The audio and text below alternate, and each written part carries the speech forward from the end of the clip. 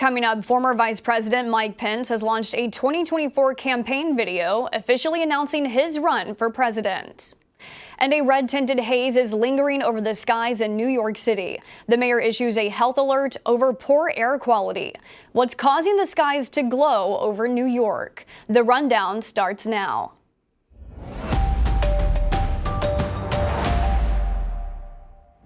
This is Straight Arrow News, bringing you unbiased, straight facts. Thanks for joining us. I'm Kara Rucker.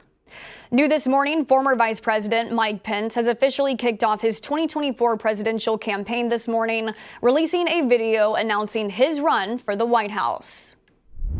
Every time our nation has produced leadership that has called upon this country to do hard things, the American people have always risen to the challenge.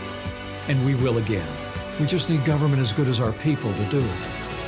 I believe in the American people, and I have faith. God is not done with America yet, and together we can bring this country back, and the best days for the greatest nation on earth are yet to come. In the video, the former VP takes aim at President Biden and Democrats and leaned in on patriotism in the video launch.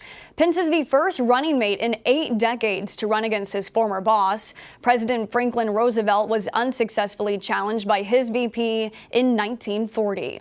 The next step for the 10-plus presidential candidates will be to meet certain polling requirements so they can participate in the first GOP primary debate held in Wisconsin come August. Pope Francis is currently in the hospital undergoing an intestinal surgery and is expected to spend the next several days in the hospital recovering. The procedure on his abdomen is to repair a hernia.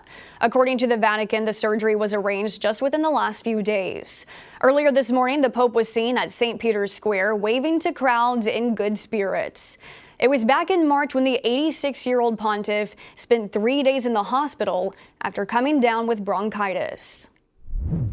At least 2 people have died in a shooting after a high school graduation ceremony in Richmond, Virginia. The gunfire forced hundreds to run from the scene outside a theater downtown. Police say 2 people were killed, including an 18-year-old student who had just graduated and a 36-year-old man. 5 others were also shot. Authorities say a 31-year-old gunshot victim is in the hospital with life-threatening injuries. During the chaotic scene of graduation goers scrambling away from the scene, a 9-year-old girl was hit by a car. She is expected to be okay. Police detained a 19-year-old suspect after he tried to run from the scene carrying 4 handguns. They believe he knew at least one of the victims and will be charged with 2 counts of second-degree murder. The school district has canceled all remaining graduation ceremonies this week. I look at this scenario when we're supposed to be happy about people graduating. We're supposed to be supporting one another, hugging one another, loving one another, and then a shooting happened. Come on now. I just think it's bad. We have to do better. The nation avoided a default on its debt this week after a last-minute bill was signed to raise the country's debt limit. But with its passage came opposition from a group of conservatives. Now 11 Republican House members are revolting against the House Speaker in response. Led by outspoken members of the House Freedom Caucus, a rather routine procedural vote failed to pass, stalling the day's schedule and slowing any progress on a mixture of GOP bills, including legislation on gas stoves. It's the first time the procedural vote has failed in nearly 2 decades. It's been a rocky start for the Republican majority chamber, first struggling to elect a House Speaker, now stalling out their own agenda to make it known they are upset with members of their own party passing the debt ceiling bill, arguing more should have been done to cut back on government spending before raising the nation's credit limit. The pharmaceutical company Merck is suing the federal government over its plan to allow Medicare to negotiate prices for a handful of drugs. In the lawsuit, Merck called the plan, which is part of the 2022 Inflation Reduction Act, extortion and unconstitutional, to ask the company to abide by government-set prices and not be properly compensated. Some patient advocacy groups have slammed the lawsuit, and the Secretary of Health and Human Services responded saying, quote, "The law is on our side."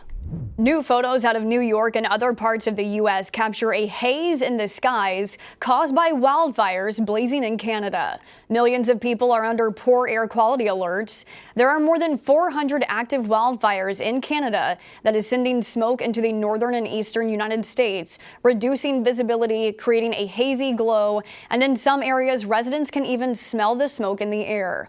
New York City's Mayor Eric Adams issued an air quality health advisory warning people with asthma and breathing conditions to stay indoors at least through midnight tonight. So days like today are days when people with pre-existing health conditions should really stay inside. If they were to be outside, especially if they're exercising, breathing faster, they're going to be inhaling particulates at concentrations that normal smokers would inhale. iPhone users will soon see an improvement in their autocorrect feature. Apple will be using AI to learn your habits and adjust words accordingly. This means words that you frequently misspell will be fixed, but it will also leave words alone that you tend to intentionally type. That even goes for common curse words. No more autocorrecting to the word duck. The AI-assisted autocorrect will roll out this fall in an iOS 17 update. These are your top stories. Thanks for joining us for the rundown. We're on a mission to bring back trustworthy journalism by serving only you, not an agenda. Be sure to check out more of our work at straightarrownews.com. And you can also find the latest rundown episodes available as a podcast on all major podcast platforms. We'll see you back here tomorrow. Until then, I'm Kara Rucker. Have a great day.